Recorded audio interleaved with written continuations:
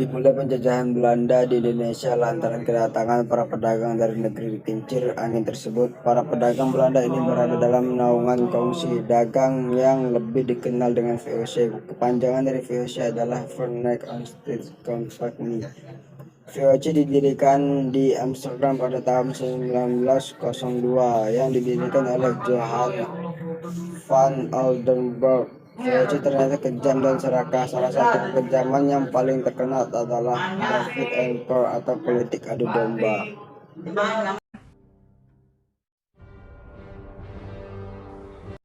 Secara alfiah, David Emperor dapat diartikan sebagai pecah dan berkuasa.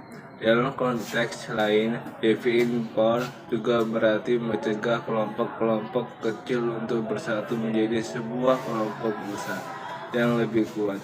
Seiring waktunya, David Emperor juga dikenal sebagai politik pecah belah atau politik adu domba.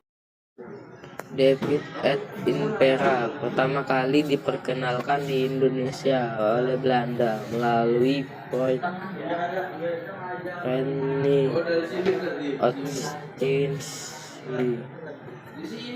Compagnie. Selain monopoli, salah satu siasat yang digunakan oleh Port untuk menguasai Nusantara adalah David et Impera. Politik adu domba bahkan dijadikan kebiasaan oleh Port dalam hal politik, militer, dan ekonomi untuk melestarikan penjajahannya di Indonesia. Port pun mampu menaklukkan kerajaan-kerajaan besar di Nusantara dengan memanfaatkan perang saudara ataupun permusuhan antara kerajaan. Dalam perang ini, VOC berhasil menaklukkan Kesultanan Gowa dan Kota Makassar pada 1669 karena dibantu oleh Raja Bone dan Arung Palaka yang tengah berseteru dengan Sultan Hasanuddin. 1739, mereka menyadari akan adu domba tersebut dan mulai melakukan penyerangan ke VOC Belanda pada April 1739. Pada April 1739, di Sulawesi Selatan, Karaeng Bontolangkasa dari Goa bersama dengan Arung Kaju dari Jember bertalangan di Koleng dari Waju mengumpulkan kekuatan untuk mengusir VOC Belanda. Armada laut pimpinan Lama di Koleng mengepung benteng Rotterdam dari laut, sedangkan pasukan Bontolangkasa menyerang dari darat. Pada Mei 1739 di Makassar, pasukan Karaeng Bontolangkasa dan Lama di Koleng menyerang VOC di benteng Rotterdam dari darat dan laut. VOC Belanda kewalahan menghadapi serangan gabungan tersebut dan kehilangan kontrol kembali kota Makassar dan Sulawesi Selatan.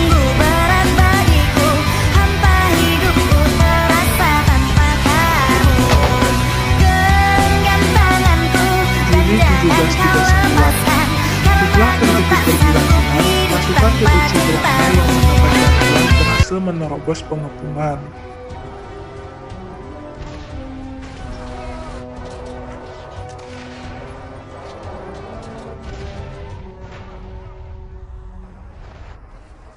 Pasukan Karaeng Bontolangkasa dan Lamadu Keleng di Makassar dipukul mundur oleh VOC Belanda.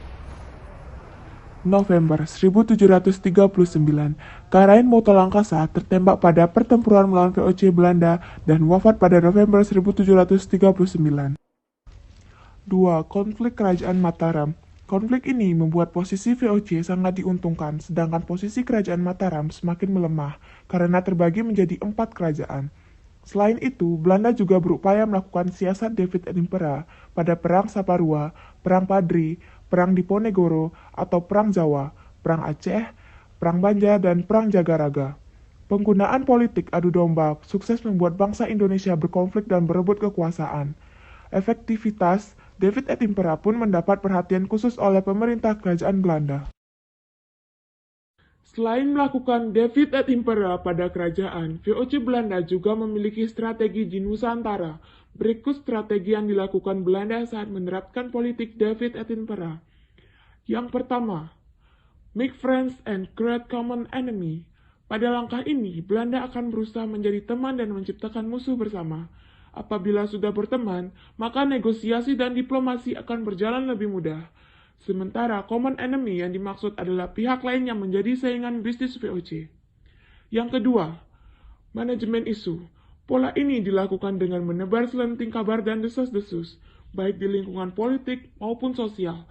Bentuk lain dari manajemen isu adalah propaganda.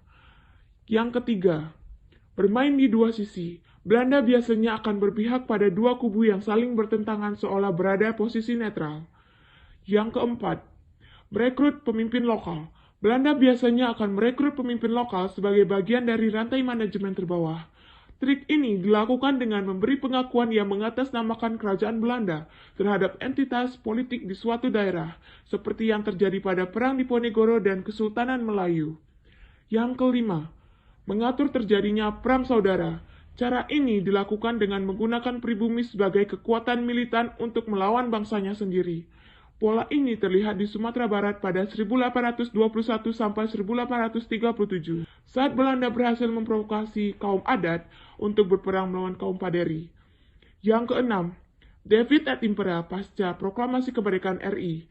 Pasca proklamasi kemerdekaan, Belanda kembali mencoba menerapkan politik David et Impera untuk memecah belah persatuan Indonesia.